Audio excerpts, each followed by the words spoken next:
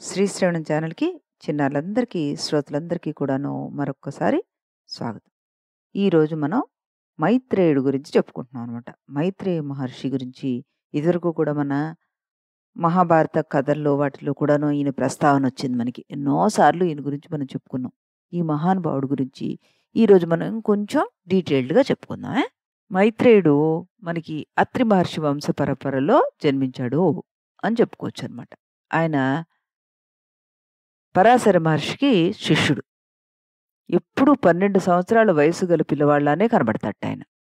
మైత్రేయుడు పరాశర మహర్షి దగ్గరికి వచ్చి, తనకు వేదాంగాలన్నీ ఆయన వల్ల నేర్చుకొని, సృష్టి రహస్యం అంతా తెలుసుకోవాలనుందని చెప్పాట. పరాశర మహర్షికి ఎంత జ్ఞానం అంటే అది త్రికాల జ్ఞానం. సృష్టిలో సమస్త విషయాల యొక్క విజ్ఞానం అనన్య సామాన్యమైంది. ఆయనకు తెలిసిన విషయాలు వేరే ఎవరికీ కూడాను తెలియవు. మనం ఇదివరకే చెప్పుకున్నాం గదా! పరాశరుడు ఎంత గొప్పవాడు అన్నది. ఆయనను ఆశ్రయించి మొత్తం విజ్ఞానాన్ని తెలుసుకున్నాడు ఈ మైత్రేయ మహర్షి. గురుభావంతోటి ప్రార్థించినందుకు గాను మొత్తం విద్యనంతాను, తనకు తెలిసిన విజ్ఞానాన్నంతా కూడాను ఆయనకి ధారపోసాడీయన. ఆయనకి అనేక మంది శిష్యులున్నారు. తన విద్య యావత్తు ధారపోస్తే స్వీకరించే అర్హత గలవాడు మైత్రేయుడే తప్ప ఇంకెవరూ కనబడలేదు ఆయనకి. మైత్రేయుడిలో అటువంటి లక్షణాలు, యోగ్యతలు, అర్హతలు ఉండడం మూలంగా తనకున్న మొత్తం జ్ఞానాన్ని ఆయనకే దారదత్తం చేసేట ఈ పరాశర మహర్షి. నాయనా, నువ్వు సమస్త విద్యలు నేర్చుకున్నావు. ఇంక నీకు నేను చెప్పాల్సింది ఏమీ లేదు అన్నాడు. అలా అన్నప్పటికీ కూడాను సృష్టి చరిత్ర, దానికి కారణభూతులెవరు? దానికి పరిణామం ఏమిటి? జీవరాశి అంతటికి కూడాను మోక్ష మార్గానికి సులభోపాయం ఏదైనా ఉందా? ఇలాంటి విషయాలన్నీ కూడాను ఆయన్నడిగి ఆయన దగ్గర నుంచి సమాధానాలు రాబట్టేవారట ఈ మైత్రేయుడు. అయితే ఇలాంటి ప్రశ్న అడిగినప్పుడు ఒకసారి ఈ పరాశర మహర్షి ఆయనకేమని చెప్పారు? చూడు నాయనా, ఈ జగత్తంతా కూడాను విష్ణుమయమే. విష్ణువే సమస్త దేవతల రూపంలో ఉన్నాడు. విష్ణు అన్న పదానికి అర్థం వ్యాపించి ఉండడం అని చెప్పారు. అంటే అతడే త్రిమూర్తుల్లోనూ, ప్రకృతిలోనూ, పురుషుల్లోనూ, జీవుల్లోనూ అతడే బంధనమయ్యుండి, అతడే ముక్తి కూడా అంటూ అని బోధించాడట. ఈ విషయాలన్నీ కూడాను మనకి విష్ణు పురాణంలో కనబడతాయనమాట. అందుకే విష్ణు పురాణం ఒక విజ్ఞాన సర్వస్వం అంటూ ఉంటారు మనకి. అనేక చరిత్రలు అందులో ఉన్నాయి మనకి. ఎలాంటివి? అసలు గంధర్వులెవరు? దేవతలెవరు? విద్యాధరులెవరు? మొదలైన అన్ని విషయాలు అందులో చక్కగా రాసిపెట్టారు. ఈ పురాణం అంతా కూడాను పరాశరుడు మైత్రేయుడికి సమాధానంగా చెప్పిన కథ అన్నమాట. మన్వంతరాలు ఎలాగా, వాటి ప్రమాణం ఎలాగా, ఇవన్నీ కూడాను అందులో ఆయన చర్చించారు. ఇలా సృష్టి విషయం అంతా పులస్త్య బ్రహ్మ ద్వారా ఆయన తెలుసుకుని పరాశర మహర్షి మైత్రేయుడికి చెప్పాట. ఇంతకన్నా సృష్టిలో తెలుసుకోవాల్సిన వస్తువు ఇంకొకటి ఏమీ లేదు అంటూ, ఇవన్నీ విషయాలు నీకు చెప్పేశానయ్యా ఇంకా అన్నట్ట. సమస్త విషయాలు తెలుసుకున్న ఈ మైత్రేయుడు తీర్థయాత్రలు, పుణ్యక్షేత్రాలు, నదులు, వాటి పుట్టుక, ఋషుల వాటికలు, ఎవరెవరున్నారు, అన్ని విషయాలు తెలుసుకుంటూ ఆయా స్థలాలకు వెళ్లి చూసేట. ఆ యాత్రలోనే ఆయన కామ్యకావనం అనే ప్రదేశానికి వచ్చాడు. అక్కడ చిన్న చిన్న వనాలు, ఉపవనాలు అనేకాలు కనబడ్డాయట. పంచపాండవుల దర్శనం ఆయనకు అక్కడే కలిగింది. అప్పుడు మైత్రేయ మహర్షి ఆ కామ్యకవనంలో ధర్మరాజు ఇతర పాండవులను చూసి, వాళ్ళ దీనావస్థని గమనించి, ఘోరమైన అన్యాయానికి గురైన వాళ్ళని చూసి, వాళ్ళకి శాంతన వాక్యాలు పలికి, వాళ్ళకి ధైర్యాన్ని చెప్పి, ధర్మరాజుకి ధర్మాన్ని బోధించి చెప్పాట. అయితే వీళ్ళిద్దరి సంభాషణ ఎలా ఉంటుందో చూడండి. మైత్రేయ మహర్షి, ధర్మరాజు పరస్పరం కలుసుకున్నప్పుడు వాళ్ళిద్దరూ ఎక్కువగా రాజధర్మం గురించి మాట్లాడుకుంటూ ఉండేవాళ్ళట. అయితే ఒకసారి ధర్మరాజు మైత్రేయుడితోటి అన్నట్ట, మహర్షి, ఈ యుద్ధం జరగకుండా ఉంటే బావుంటుంది. ఇప్పటికీ నేను అదే కోరుకుంటున్నాను. నేను ఎక్కువగా ఏమీ అడగడం లేదు. మాకు వారి మాదిరిగా దురాశ కూడా లేదు. మేము ధర్మవర్తనులమని అందరూ చర్చించుకుంటున్నారు గదా! ఆఖరికి మా రాజ్యం కూడా అవసరం లేదు మాకు. 5 ఊళ్ళు మాత్రం ఇవ్వమని అడిగాం. అవి కూడా మాకు లేకపోతే మా కుటుంబం దారిద్ర్యానికి నేనే కారణం అవుతాను. నా తమ్ముళ్ళు, భార్య, కొడుకులు వీళ్ళందరి దుఃఖానికి కారణం కూడా నేనే అవుతాను. ధర్మంలో వీళ్ళ పోషణ కోసం అని 5 ఊళ్ళు ఇవ్వమని అడిగాను. అది కూడా ఇవ్వలేదు అంటూ చెప్పాట ధర్మరాజు మైత్రేయుడికి. అదంతా విన్న మహర్షి అన్నట్ట, ధృతరాష్ట్రుడికి అందరూ సలహాలు ఇచ్చారు కదా!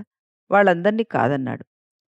ఇప్పుడు ఒక పని చేస్తాను. నేను కూడా వెళ్లి అతడితో ఒకసారి చెప్పి చూస్తానయ్యా ధర్మరాజా, నువ్వు బాధపడకు అంటూ చెప్పి ధృతరాష్ట్రుడి దగ్గరికి ప్రయాణం అయ్యాట.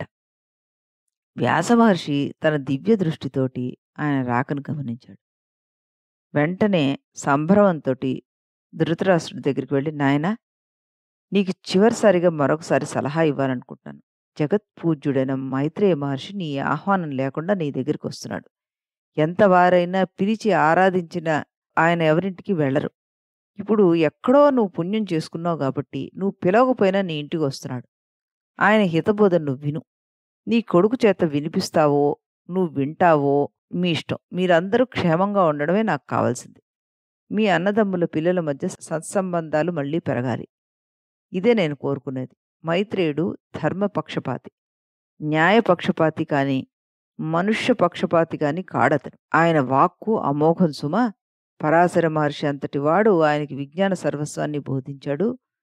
ఆయన ఏ విషయంలోనూ బ్రహ్మ కంటే తక్కువ కాదు అంటూ చాలా ఆయన గురించి వివరించి చెప్పాట.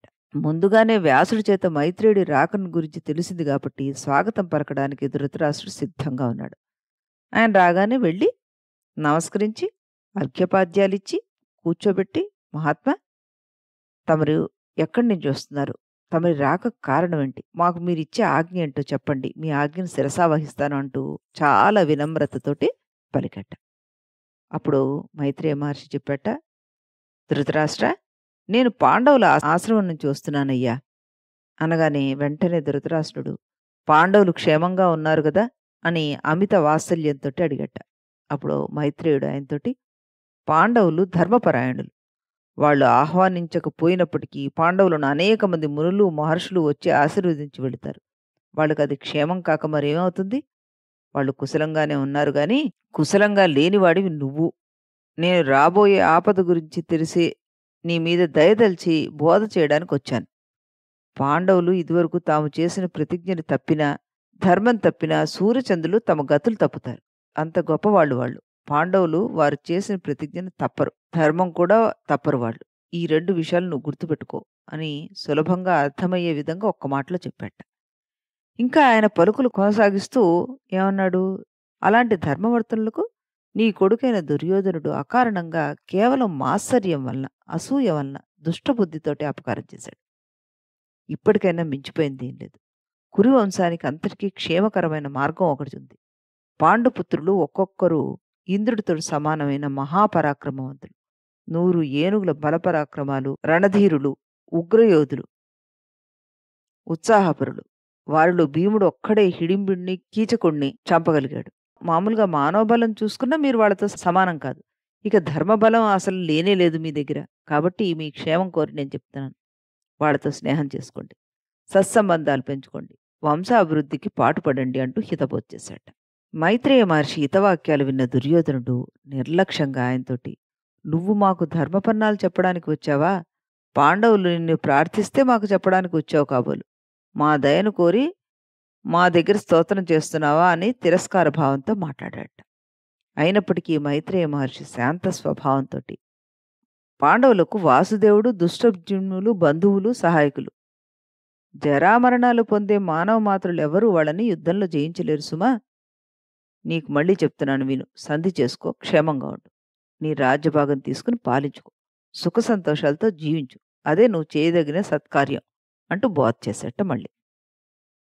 మైత్రేయ మహర్షికి ఎదురుగా వినయంగా కూర్చోవడం, మాట్లాడడం వాళ్ళకిష్టం లేదు.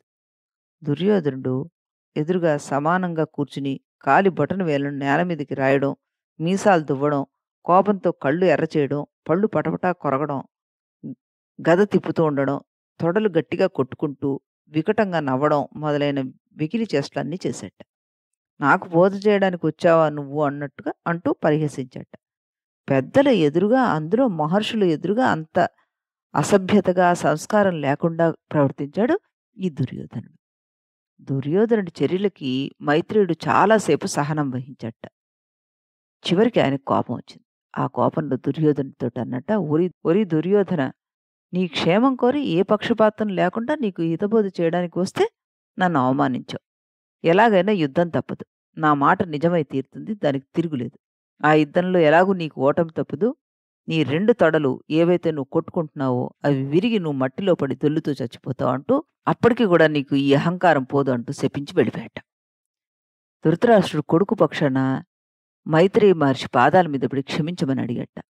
అప్పుడు ఆయన ధృతరాష్ట్రుడితోటి, "నా శాపం మిమ్మల్ని బాధ పెట్టకుండా ఉండాలంటే ధర్మ మార్గంలో నేను చెప్పిన ప్రకారం నడుచుకోవాలి. అప్పుడు అది మిమ్మల్ని బాధించదు. క్షేమంగా ఉంటారు. దుర్బుద్ధితో ఉన్న మార్గంలో మీరు వెళ్తే నా శాపం అప్రతిహతం అవుతుంది" అంటూ వెళ్ళిపోవడానికి సిద్ధపడ్డాట. వెంటనే ధృతరాష్ట్రుడు ఇంకేమైనా బోధ చేయమని ప్రార్థించాట మైత్రేయిని. ఆయన కోపంతోటి, "ఇక్కడ ఒక క్షణం కూడా ఉండను నేను. పరమ నీచమైన పాపక్షేత్రం నీ ఇల్లు. నా వంటి వాడిని అవమానించేటటువంటి ఈ క్షేత్రంలో నేను కాదు, ఏ సుజనుడు కూడా ఉండడు అంటూ నేను వెళ్ళిపోతున్నాను" అంటూ లేచాట. అప్పుడు, "మాకు ఉపదేశం చేసి జ్ఞానభిక్ష పెట్టాల్సింది మీరు గదా! అనుగ్రహించండి" అంటూ ధృతరాష్ట్రుడు అన్నట్ట. వెంటనే విదురుడిని అడుగు, ఆయన బోధ చేస్తాడని వివరించి వెళ్ళిపోయాట మైత్రేయ మహర్షి. ఈ మైత్రేయ మహర్షి కాశీలో ఉండే వ్యాస మహర్షి దగ్గరికి వెళ్ళి అనేక విషయాలు తెలుసుకున్నట్ట.